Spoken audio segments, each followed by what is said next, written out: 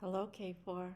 I think this is the last time that I'm going to be reading you a story. And it was really hard to decide what story to read for our last time together.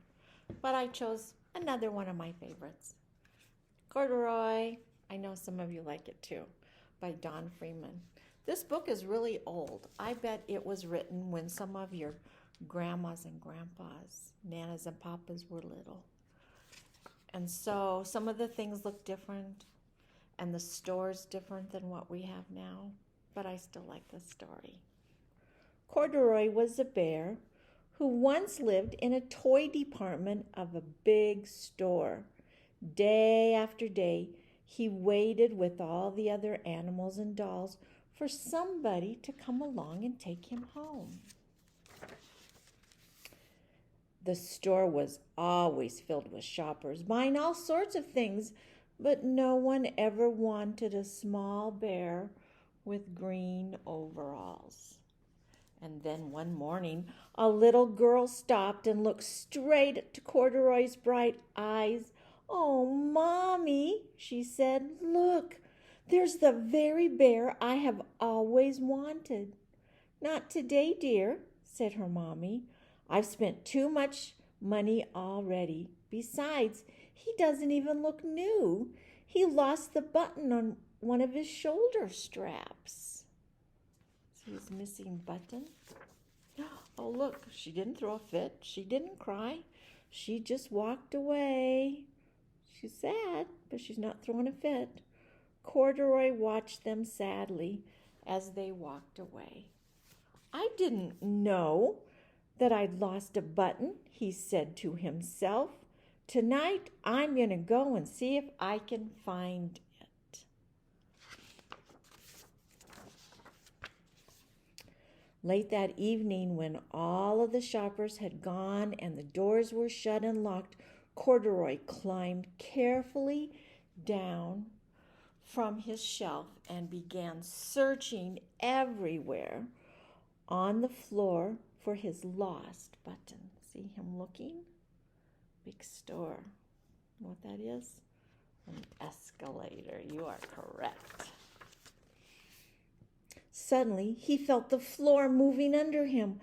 Quite by accident, he had stepped onto an escalator, and up he went.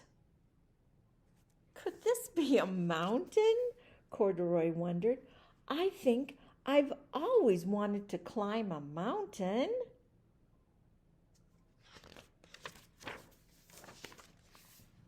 He stepped off of the escalator as he reached the next floor, and there, before his eyes, was the most amazing sight.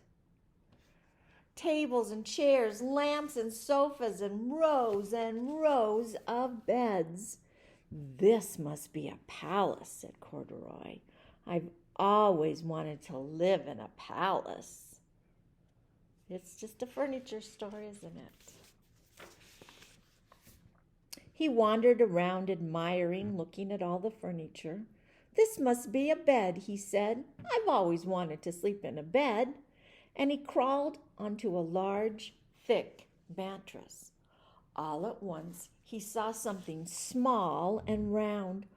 "Why, here's my button," he cried, and he tried to pick it up. But like all the other buttons on the mattress, it was tied down tight.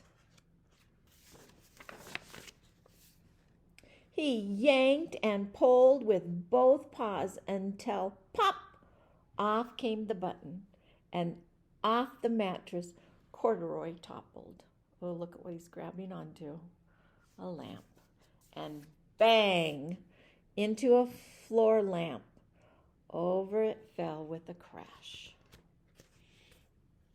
Corduroy didn't know it, but he wasn't the only one in the building. The night watchman was going around on the floor above. When he heard the crash, he came dashing down the escalator. "Now, who in the world did that?" he exclaimed. "Somebody must be hiding around here."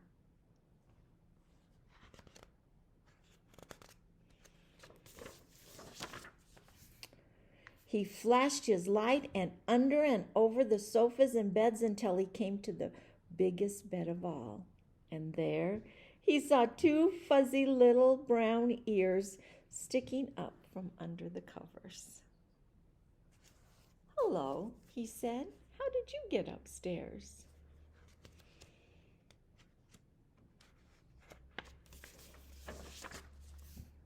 The watchman tucked Corduroy under his arm and carried him down the escalator. And he set him on the shelf in the toy department with the other animals and dolls.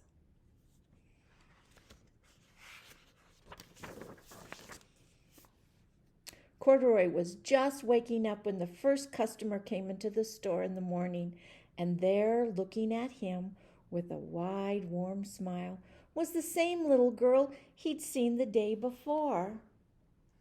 "I'm Lisa," she said, "and you are going to be my own bear. Last night I counted what I'd saved in my piggy bank, and my mom said I could bring you home." She's going to pay for him with her own money. Good idea. "Shall I put him in a box for you?" the sales lady said. "Oh, no, thank you," Lisa said, and she carried Corduroy home in her arms. She ran all the way up a flight of stairs into her family's apartment and straight into her own room. She looks pretty happy, doesn't she? Corduroy blinked. There was a chair and a chest of drawers. Alongside a girl-sized bed stood a little bed, just the right size for him. The room was small, nothing like that enormous palace in the department store. "This must be a home," he said. "I know, I've always wanted a home." Lisa sat down with Corduroy on her lap and began to sew a button on his overalls. "I like you the way you are," she said, "but you'll be more comfortable with your shoulder strap fastened."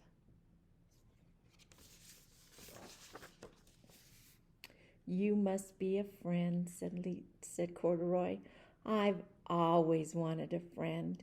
"Me too," said Lisa, and she gave him a big hug. The end. Well, I think we all made good friends in K4 this year, and I'm so glad that you were in my class, and I wish so much that I could give you a hug today. I hope you have a good summer. I hope that you listen and obey Mom and Dad, and I pray that you learn about Jesus, and I will miss you. I will always love you. Have a great summer. Bye-bye.